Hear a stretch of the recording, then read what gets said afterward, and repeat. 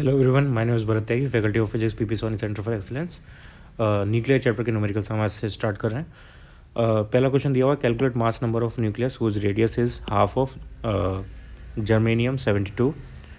सो radius और mass number का हमारे पास डायरेक्ट रिलेशन है, एक आर प्रोपोर्शनल टू A⁻⁴ ये फॉर्मूला यहाँ पे सिंपली लगाना है। That means R1/R2 equals to A1/A2 power 1/3।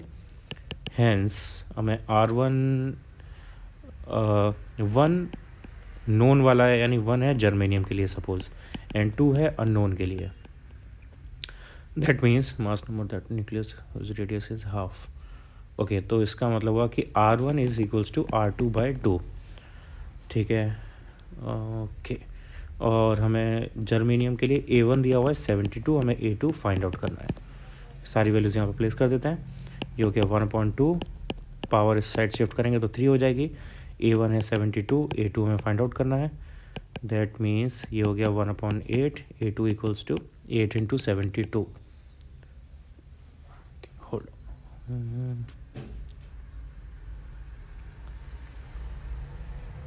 Mass number of that nucleus whose radius is half of germanium. Okay sorry, ये उल्टा हो गया। ये R2 इक्वल्स टू R1/2 दिया हुआ है। अननोन की रेडियस जर्मेनियम की हाफ है, यानी अननोन यहाँ पे 2 था, 2 की रेडियस 1 की हाफ है, तो ये उल्टा हो जाएगा। ये 2 होगा, यानी यहाँ पे 8 आएगा, and it will be divided by 8, यानी A2 इक्वल्स टू 9 इस केस का answer. Find the density of 6C12। Okay, density her nucleus की सेम होती है, ऑलमोस्ट सेम होती है, तो वो हम वैल्यू याद रख सकते हैं। 10⁻17 kg के आसपास इसकी वैल्यू होती है। अदरवाइज अगर सब्जेक्टिव पूछा हुआ है, अगर ये MCQ है तो हम डायरेक्ट आंसर लिख देंगे 17 kg के आसपास जो आंसर है, जो ऑप्शन होगा वो करेक्ट आंसर होगा। और अदरवाइज हमें सब्जेक्टिव में निकालना है तो सिंपली हम डेंसिटी का फॉर्मूला लगा सकते हैं, मास अपॉन वॉल्यूम। मास 6C12 का ये होता है 12 इंटू 1, एक प्रोटॉन का मास या एक न्यूक्लियन का mass, which is 1.66 into 10⁻⁻27 kg divided by volume. तो वॉल्यूम का फॉर्मूला होगा न्यूक्लियस के लिए, circular spherical body 4/3 pi R cube. Okay, तो ये 12 इंटू 1.66 इंटू 10⁻⁻27 डिवाइडेड बाय 3 ऊपर आ गया, 4 नीचे, पाई की वैल्यू 3.14। आर का फॉर्मूला होता है R not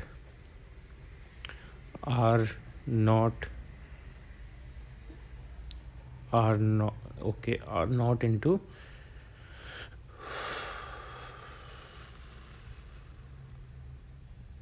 4/3 pi R cube, R not cube into ए।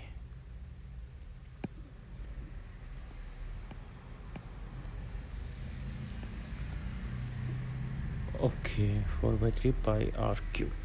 ठीक है,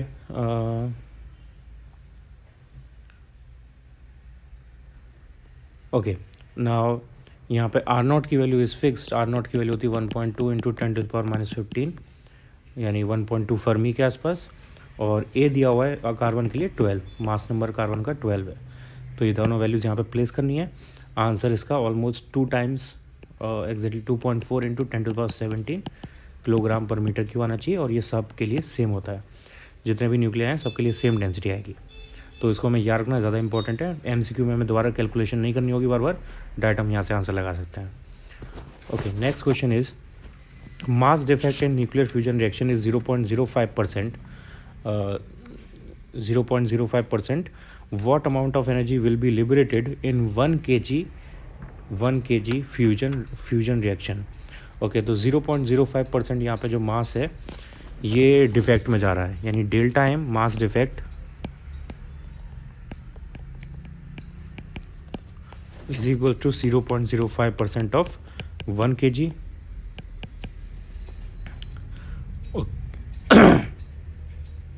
1 kg को हम यहाँ पे AMU में कन्वर्ट कर सकते हैं, एटॉमिक मास यूनिट में। ये हो जाएगा 1 into 1.66 into 10⁻⁻27 kg AMU। 1 AMU equals to 1 AMU।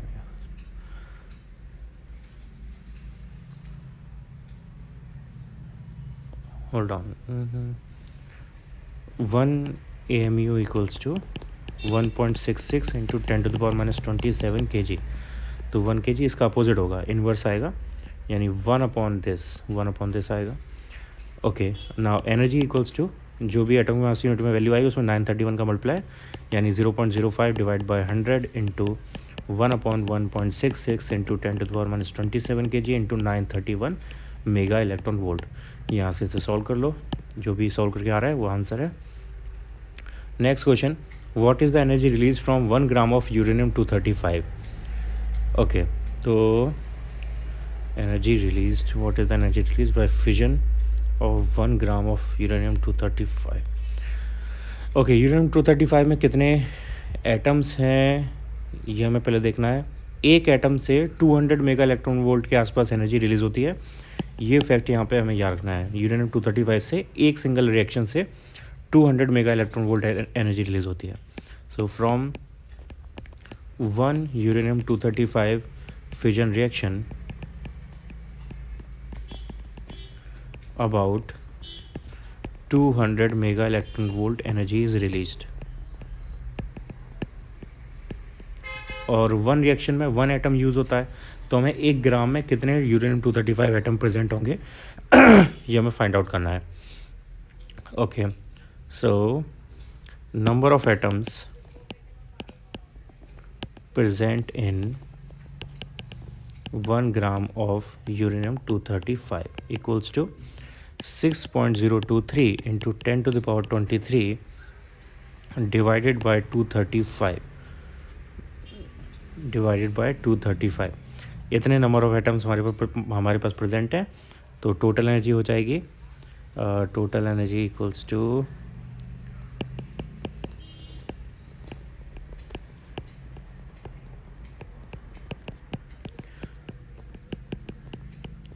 Divided by 235 into 200 mega electron volt. Okay, अब यहाँ से इसको हम जूल में या जिस भी यूनिट में पूछा हुआ है उसमें कन्वर्ट कर सकते हैं, अदरवाइज़ यहीं पे मेगा इलेक्ट्रॉन वोल्ट में भी छोड़ सकते हैं, वही आंसर होगा हमारा। इसको कैलकुलेट कर लो यहाँ से, this is our answer. Okay, next question, what is the power output of 92 uranium 235 reactor if it takes 30 days to use 2 kilogram of fuel and each fission gives about 185 mega electron volt of usable energy. तो power output कितना होगा ये हमें निकालना है। 30 days में 2 kilogram fuel use होता है। ओके, तो हमें टाइम दिया हुआ है 30 days, यानी 30 इंटू 24 इंटू 3600 सेकेंड्स, और 2 किलोग्राम फ्यूल यूज़ हो रहा है, और ईच फिजन में 185 mega electron volt energy release होती है। तो यहाँ पर भी हमें वही सेम करना है। यहाँ पे पहले नंबर ऑफ़ एटम्स निकालेंगे। एक एटम से एक रिएक्शन होती है और एक रिएक्शन से 185 mega electron volt energy release हो रही है। तो first let's find out what is our number of atoms in this case. Number of atoms equals to 6.023 into 10 to the power 23 divided by 235 into 2 kilogram, यानी 2000 gram. ये number of atoms हैं। 1 atom means 1 fission reaction is releasing 185 mega electron volt of energy. Okay, so total energy released is equals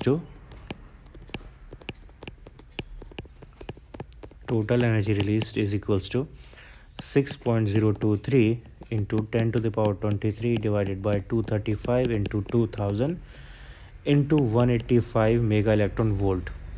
अब mega electron volt को हमें यहाँ पे joule में convert करना पड़ेगा वॉट में पावर निकालने के लिए। सो ये हो जाएगा 1.6 into 10 to the power -13 mega electron volt को, ये हमने जूल में कन्वर्ट कर दिया। Now power is simply energy upon time या work upon time. So energy हमारे पास ये आई है 6.023 into 10 to the power 23 divided by 235 इंटू 2000 185 1.6 10 to the power -13 joules divided by time was 30 into 24 into 3600 seconds। यहाँ से इसे सॉल्व कर लो, जो सॉल्व करके आ रहा है वो हमारी इस रिएक्टर की पावर है। Obtain the binding energy of nitrogen in mega electron volt for following data. Okay, so binding energy में फाइंड आउट करनी है। बाइंडिंग एनर्जी के लिए पहले हमें निकालना पड़ता है मास डिफेक्ट। मास डिफेक्ट क्या होगा? मास डिफेक्ट के लिए जो न्यूक्लियॉन्स का मास है उसमें से हम नाइट्रोजन के मास को माइनस कर देंगे। तो न्यूक्लियॉन्स का मास कितना है पहले वो निकालते हैं। Mass of nucleons minus mass of nitrogen, और न्यूक्लियॉन्स का मतलब हुआ hydrogen and protons and neutrons. तो mass of protons plus mass of neutrons, total mass की बात कर रहा हूँ मैं यहाँ पे, total mass of protons, total mass of neutrons minus mass of nitrogen. तो प्रोटॉन्स हमारे पास कितने हैं? 7, और एक सिंगल प्रोटॉन का मास है, जो हाइड्रोजन का मास होता है वही सिंगल प्रोटॉन का मास होता है। It is 1.00783 plus number of neutrons है हमारे पास 14 माइनस 7 यानी 7 अगेन, और न्यूट्रॉन का मास दिया है हमें 1.00867 माइनस नाइट्रोजन का मास है 14.00307। ओके, इसको सॉल्व करो यहाँ से जो भी आ रहा है, और इसके बाद ये जो आंसर आएगा मास डिफेक्ट का, ये एटॉमिक मास यूनिट के टर्म में आएगा। और एटॉमिक मास यूनिट के टर्म्स में जब एनर्जी निकालनी है हमें तो उसमें सिर्फ 931 का मल्टीप्लाई कर देते हैं, यानी 1U equals to 931 mega electron volt. So energy हो जाएगी यहाँ पे, बाइंडिंग एनर्जी हो जाएगी mass defect in atomic mass unit into 931 mega electron volt. यानी इसको सॉल्व कर लो, 7 into 1.00783 plus 7 into 1.00867 minus 14.00307 into 931 mega electron volt. इसको सॉल्व करके जो भी आ रहा है that is our answer. Okay, next question, show that nucleus 92238 emitted a proton through the decay. This cannot process simultaneously, cannot proceed simultaneously. Okay, इसका meaning है कि अगर ये अपने आप प्रोसीड नहीं हो रही, इसका मतलब ये एंडोथर्मिक रिएक्शन है। रिएक्शन जिसमें एनर्जी रिलीज़ होती है वो अपने आप हो सकते हैं, जिसमें एनर्जी रिलीज़ नहीं होती यानी एनर्जी एब्जॉर्ब की ज़रूरत पड़ती है वो रिएक्शन अपने आप नहीं हो सकती। तो हमें यहाँ पे यही प्रूव करना है कि that this reaction is endothermic not exothermic. तो यहाँ पे जो एनर्जी आएगी इस रिएक्शन में शुड बी नेगेटिव। 92 यूरेनियम 238 से 91 Pa 237 plus proton plus energy, ये एनर्जी निकालनी है हमें और नेगेटिव आनी चाहिए। ओके, सो फॉर दैट पहले मास डिफेक्ट निकालते हैं। मास डिफेक्ट में 92 यूरेनियम का मास, पहले uranium minus mass of Pa and proton. Okay, so ये यहाँ से यूरेनियम का मास हमें दिया हुआ है 238.05079 माइनस पैलेडियम का मास है 237.05121 प्लस प्रोटॉन का मास है 1.00783। Okay, let's calculate this. Palladium का मास 237.05121 plus mass of proton 1.00783, it becomes 238.05904 238.05904।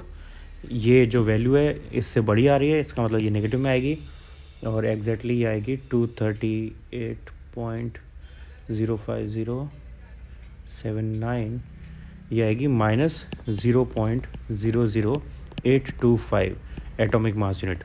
अब क्योंकि डेल्टा एम नेगेटिव आ रहा है इसका मतलब एनर्जी भी नेगेटिव आएगी। So energy is delta M into 931 mega electron volt. So ये हो गया minus 0.00825 into 931 mega electron volt. And since energy is negative the reaction will be endothermic, hence it will not happen simultaneously. Okay, ये अपने आप नहीं हो सकती reaction. Next question, the radioactive nuclei 6C11 decays by beta emission, write symbolically this decay process. ये हमें masses दिए हुए हैं, कैलकुलेट क्यू वैल्यू. ओके, तो पहले रिएक्शन लिखते हैं. 6C11 से बीटा डिके हो रहा है. 6C11 से beta decay, that is giving us 5B11 boron, और बीटा डिके हो गया यहाँ से.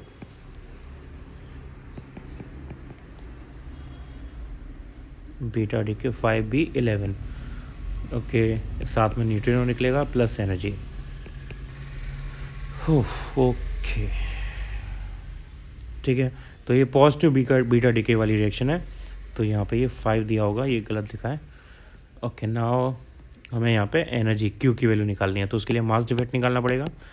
मास डिफेक्ट में कार्बन का mass which is 11.011434 U minus boron का mass which is 11.009305 U, and mass of beta particle यानी electron is plus 0.000548 U. Okay, ठीक है. ये मास डिफेक्ट आ जाएगा यहाँ से. सो मास डिफेक्ट कैलकुलेट कर लेते हैं. It should be 11.009305 plus 0.000548. ये हो गया 11.009853. So finally we will get 11.011434 minus 11.009853. Okay, इससे आया अपने पास 0.001581 एटॉमिक मास यूनिट. यहाँ से अब एनर्जी हो जाएगी यानी क्यू की value delta M C square या delta M in atomic mass unit into 931 mega electron volt. So 0.001581 into 931 into 931, इससे आया 1.471911 मेगा इलेक्ट्रॉन वोल्ट. ये पॉजिटिव में एनर्जी रिलीज हो रही है यानी ये एक्सोथर्मिक रिएक्शन होगी. ये अपने आप रिएक्शन हो सकती है. ओके, सो ये रिएक्शन का आंसर, और हमने ये रिएक्शन यहाँ पे लिख दी थी सिम्बॉलिकली. तो ये हमारा फर्स्ट आंसर हो गया. Okay, next question. Calculate the percentage increase in mass of an electron accelerated bye potential difference of 500 kilo electron volt. Okay,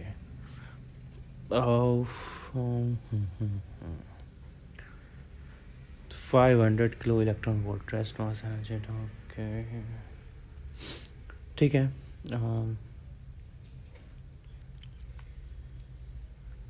500.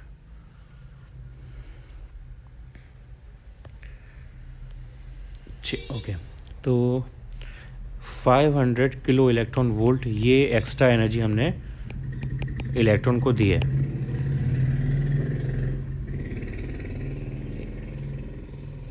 Okay, ठीक है.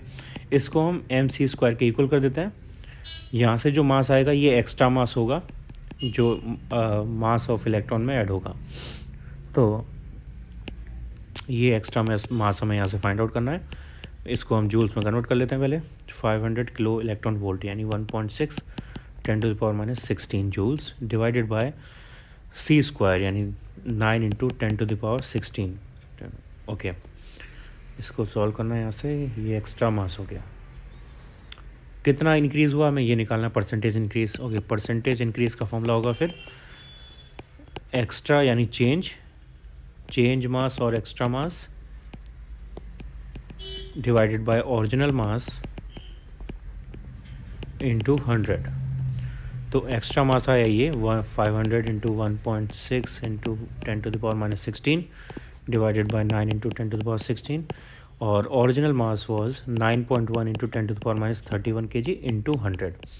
इसको यहाँ से सॉल्व कर लो. जो भी आ रहा है वो परसेंटेज में इंक्रीज इन मास का आंसर है. Okay, next question. 90 thorium 234 alpha particle release किया यहाँ से हमारे पास एक न्यू एलिमेंट बना ए अल्फा एक्स बी। ओके ठीक है, 90 थोरियम 234 यहाँ से रिलीज़ किया हमने अल्फ़ा पार्टिकल। तो ये न्यू एलिमेंट बनाया एक्स, यहाँ पे एटॉमिक मास नंबर में 4 की कमी आ जाएगी यानी 230 हो जाएगा, और एटॉमिक नंबर में 2 की कमी आ जाएगी यानी ये 88 हो जाएगा।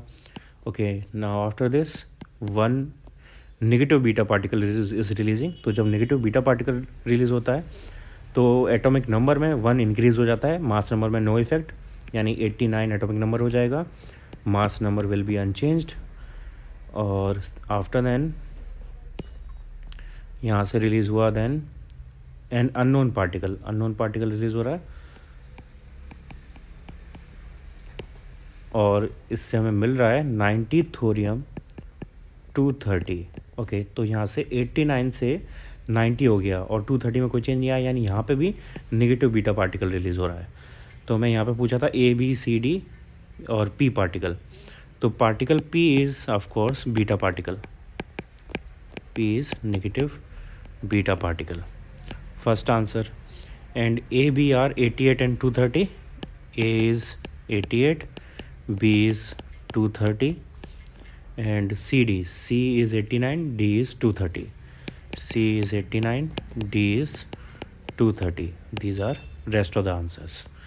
Okay, next question. 90 thorium 230 releasing n alpha particles and 1 neutron and 1 negative beta particle to give us 83 bismuth 204.